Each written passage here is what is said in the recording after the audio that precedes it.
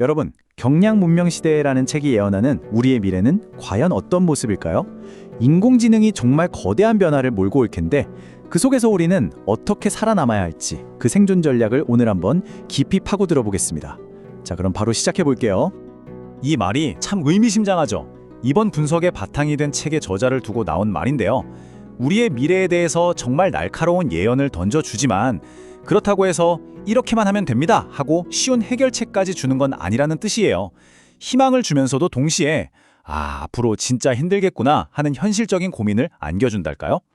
그래서 오늘 우리는 이 네 가지 단계를 따라서 다가올 미래를 한번 들여다볼 겁니다. 먼저 거대한 예언에서 출발해서요. 그게 현실에선 어떤 모습인지, 또 어떤 사회적 문제를 낳는지 살펴보고 마지막으로 가장 중요한 거죠.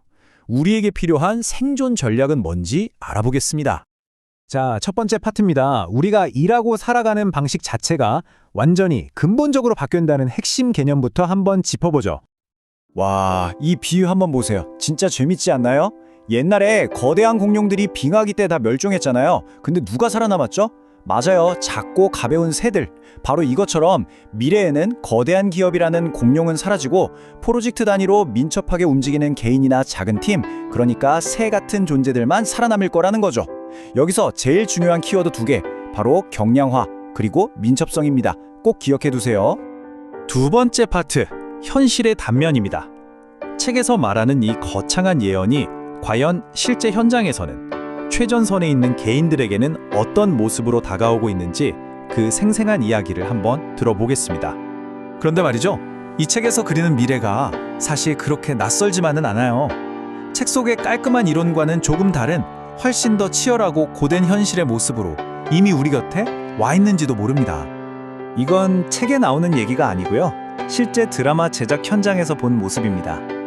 필요할 때 딱 모여서 자기 모든 에너지를 쏟아붓고 일이 끝나면 정말 거짓말처럼 각자의 삶으로 흩어지는 사람들. 책에서 말하는 경량화된 조직의 모습이랑 정확히 똑같죠. 근데 그 속을 들여다보면 마냥 희망적이지만은 않더라고요.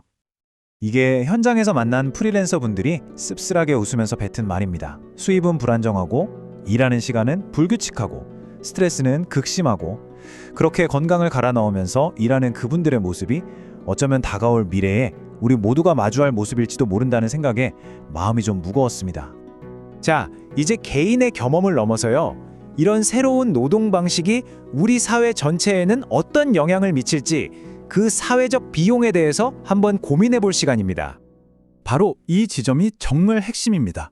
모두가 프로젝트 단위로 흩어져서 당장 다음 달 생계를 걱정해야 한다면 과연 누가 결혼이나 출산처럼 인생의 아주 중요한 결정을 내릴 수 있을까요? 이건 불보듯 뻔하게 심각한 저출산 같은 사회 문제로 이어질 수밖에 없겠죠. 그래서 이런 문제들을 해결하려면 개인의 노력만으로는 안 되고 국가가 나서야 한다는 주장이 나와요. 예를 들면 프리랜서는 수입이 들쭉날쭉하니까 이걸 감안해서 세금 제도를 좀 유연하게 바꾸거나 아니면 아예 육아나 교육처럼 개인이 감당하기 힘든 부분은 국가가 책임지는 파격적인 사회 지원 시스템을 만들자는 겁니다. 자, 그럼 이제 우리 개인은 어떻게 해야 할까요? 우리 아이들은 이 새로운 경량 문명에서 살아남고 또 성공하려면 도대체 어떤 능력을 갖춰야 하는 걸까요? 그 핵심 생존 기술 한번 알아보겠습니다. 미래에 필요한 역량 딱 두 가지 기둥이 있습니다. 첫째는 누구도 따라올 수 없는 독보적인 전문성, 바로 올리원이 되는 거예요. 그리고 두 번째는 뭐냐? 사람들이 저 사람이랑은 꼭 다시 일하고 싶다 라고 생각하게 만드는 좋은 인성입니다. 기술만 좋다고 다 아니라는 거죠. 이 두 배우 이야기는 정말 많은 걸 생각하게 하죠. 이게 뭘 보여주냐면요, 인성이 그냥 기술만큼 중요한 게 아니라 어쩌면 그 이상으로 중요하다는 걸 아주 명확하게 보여주는 사례예요. 특히 여러 프리랜서가 모여서 일하는 환경이라면 당연히 같이 일하고 싶은 사람이 되는 게 곧 경쟁력이 되는 거 아니겠어요? 그러니까 실력은 이제 기본이고요. 결국엔 인성이 그 사람의 가치를 결정하는 겁니다. 그래서 앞으로 우리 아이들에게 해줘야 할 교육의 핵심 메시지는 바뀌어야 합니다. 무조건 1등 해라 이게 아니고요. 누구도 널 대체할 수 없는 가치를 지닌 그리고 선한 사람이 되어라 라고 말해줘야 한다는 거죠. 이게 바로 새로운 시대의 생존법입니다.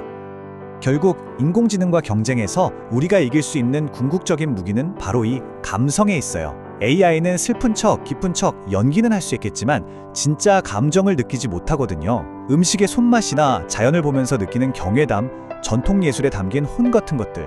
이런 인간 고유의 아날로그적이고 감성적인 경험이 앞으로는 훨씬 더 귀한 가치를 갖게 될 겁니다. 오늘 이야기를 마무리하면서 이 질문을 여러분께 던지고 싶습니다. AI는 기술을 복제할 수 있습니다. 하지만 여러분의 경험, 여러분의 인격, 여러분만이 가진 고유한 감성은 절대로 복제할 수 없어요. 다가오는 AI 빙하기 속에서 여러분을 여러분답게 만드는 것은 과연 무엇인지 한번 진지하게 고민해 볼 시간이 아닐까 싶습니다.